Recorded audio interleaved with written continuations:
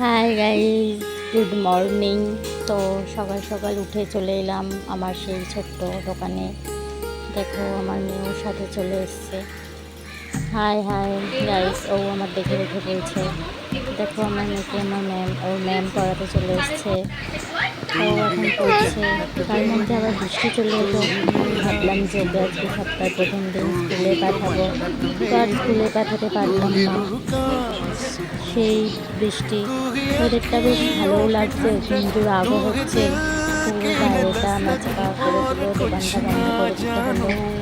তো মেয়ের পড়া হয়ে গেছে, খুব আনন্দ হচ্ছে। মাম্মা আজকে স্কুলে যেতে হবে না, কি মজা। গেছিলাম, তো দেখো স্কুল কাটা শুনেছিলাম